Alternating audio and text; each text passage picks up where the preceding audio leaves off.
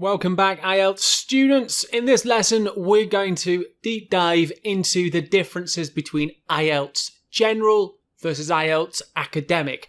Remember, there are two types of IELTS test, General and Academic, and we'll explore the differences and also why you would take the different ones in this lesson. So let's jump right in. Which test is right for me? So quite a few times I have students who are already studying, say, academic IELTS.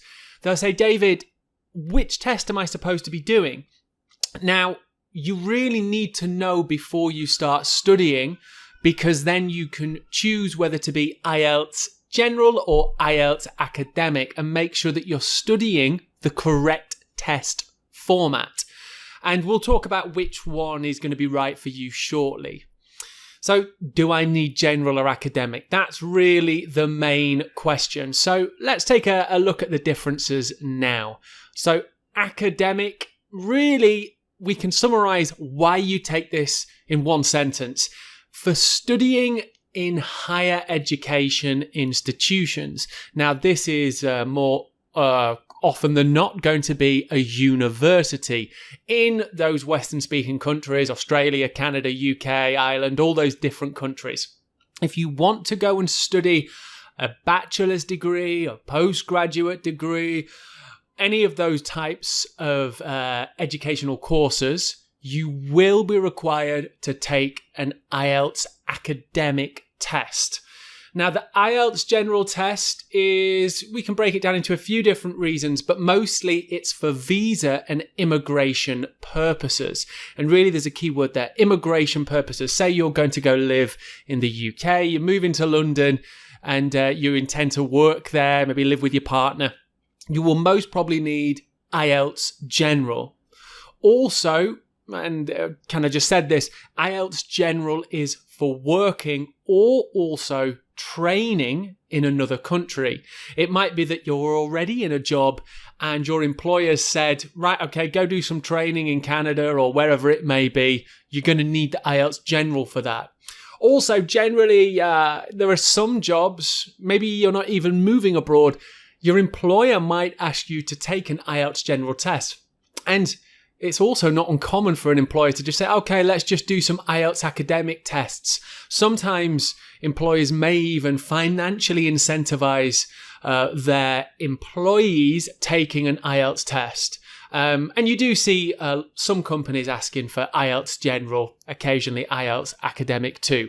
But we can really see the two big differences here. IELTS academic for studying at a university, say, in a foreign-speaking country, an English-speaking country. IELTS General really is for visa and immigration purposes. You're not studying, you're going to go live in another country, you might be working there, whatever it may be. So this is the key difference. Now, one thing that you must do is to check with an official body to understand which test you need to take, but also what score you need to obtain. IELTS academic and general is scored as a band score, it's called, out of 9. And often you'll need a 6.5 or a 7 or something like that in order to obtain your visa, your study visa, whatever it may be. However, what I'm saying here is don't just take it for granted that I, David, have said, yep, you'll need IELTS General for living in the UK. You really need to speak to a visa agent. You need to speak to an official body and double check this just to make sure. So, yeah, that's just all I will say on that. Double check which IELTS you need. Get the official answer from the university, your employer, the visa agent, whatever it may be. Okay, so we've gone over the purpose and the reasons people take IELTS academic versus IELTS general. One more time, IELTS academic is for studying, IELTS general usually for immigration visa purposes. But it's also important to note that the tests are actually slightly different too. So there are some differences in what you will study and be tested on between the academic and IELTS general test. So they are not the exact same. On the day of your test, you'll be doing slightly different things depending on which one you take.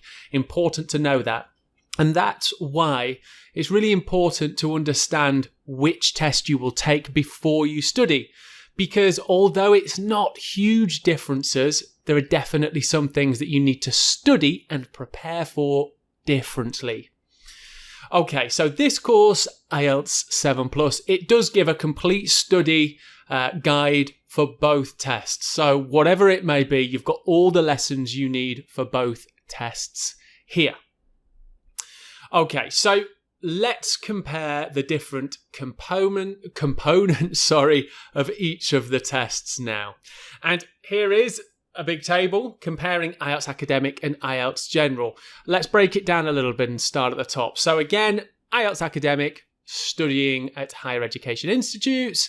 IELTS General, students looking for working visas, to live abroad, to live in a different country, or similar.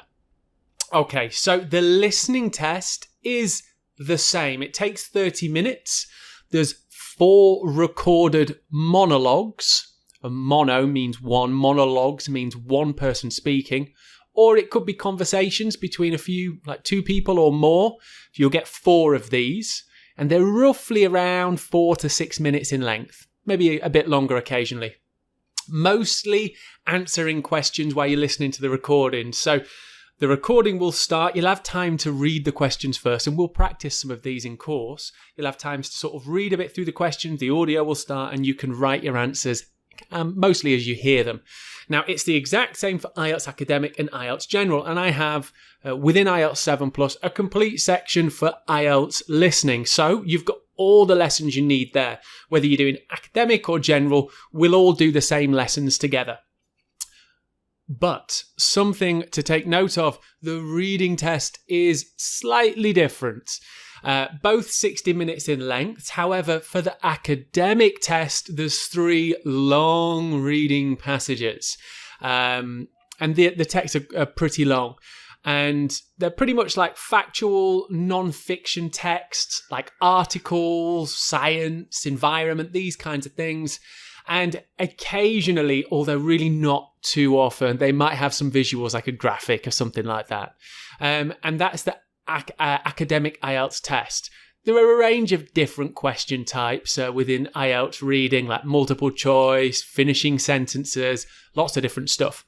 Now, IELTS General is slightly different because there are shorter texts. Though it's broken into 3 sections. The first 2 sections, there are either 2 or 3 shorter passages of text for each section. So that's either for 1 and 2, section 1 and 2, you've got about 4 to 6 shorter passages. And we'll take a look at some of these as we work through this section of the course. And then section 3 is a longer text passage, very similar in terms of text, but there's more of a focus for IELTS general reading on work booklets. It might even be articles in newspapers, these kinds of things. So similar but slightly different text types as well. And we'll take a look at that as well within this course. Okay, so slightly different. IELTS Academic, IELTS General Reading. So for the general reading, slightly shorter text in most sections. And the actual text type is slightly different, like articles, magazines, those types of things. Okay, let's move on. So IELTS Writing, again, slightly different. Now, let's look at academic. IELTS Writing, academic, is broken into 2 tasks. Same as general, there are 2 tasks for general. However, the tasks that you've got to do are slightly different. So for IELTS Academic, task 1 is a 150+ word report on graphs, tables, pie charts, any kind of visual information. It might even be a diagram or something that you've got to report on. And that's different in general, but we'll look at that in a second. Task 2, 250-word essay on a range of topics. So you might be arguing for something, you might be exploring problems and solutions to a question, a range of pretty standard but quite interesting question types on a range of topics. You don't need to be a specialist. They're not going to ask you to solve global warming or worldwide conflicts, whatever it may be. You don't need specialist understanding. It can be for anyone to answer and just give general ideas. Okay, so let's look at IELTS Writing General. Task 1 is different. So this is where the difference comes. And I will, of course, have all the lessons for this within this section of the course. So task 1, instead of being about visual information and tables, bar charts, whatever it may be, you will need to write a letter of 150 plus words. So it could be a letter for a range of different reasons or topics that you'll be writing about. But instead of graphs and tables, you will be letter writing. And of course, we will have a special section just for IELTS General Writing here in this course.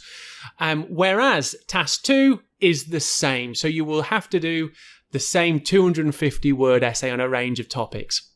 So you can see I've highlighted task 2 here in green because that's the same. So you can, of course, jump into the task 2 section of this course. Doesn't matter if you're doing academic or general, just go in the task 2 section and you can learn everything you need to know about task 2. Whereas task 1 is a special section of the course just for you IELTS general students. Okay, and really that's it for the writing. That's the difference. Now the speaking is pretty much the same. It's more like sort of 11 minutes really, 11 to 15 minutes, about 10's okay as well. About 10 to 15 minutes. There are 3 sections, and again it's the same for academic and general. Section 1 is a few short questions. You'll have a bit of a chat with the examiner. So it's you and the examiner one-on-one. You'll have a bit of a chat. They'll ask you some questions. You can give, obviously, long answers to them. Try not to just give one-word answers. And then task 2, you'll be given a cue card, like a small topic card with a question on it. And you'll need to talk about it for between 1 to 2 minutes. And you'll have a bit of time to plan about it. So it's a random card. Again, the topics are pretty open. So environment, travel, foods, talk about your favourite foods. And you'll have a short time to plan an answer and just generally think about things you can talk about. And then you'll need to speak. So that's section 2. Section 3, the examiner will ask you some questions related mostly to the cue card. So yeah, there you go, 3 sections, and it's the same for academic and general. So you can jump in the IELTS speaking section of this course, IELTS 7+, and just crack on with the lessons there, whether you're doing academic or general.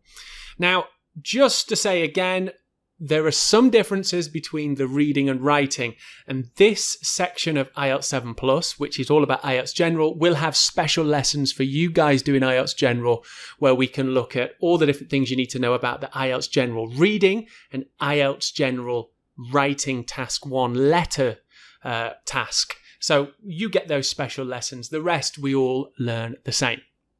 So there you go. That is everything you really need to know. A bit of a deep dive there into the differences between IELTS Academic, IELTS General, and really which one you kind of need to do. So I think we will leave it there and we'll jump into our next lesson.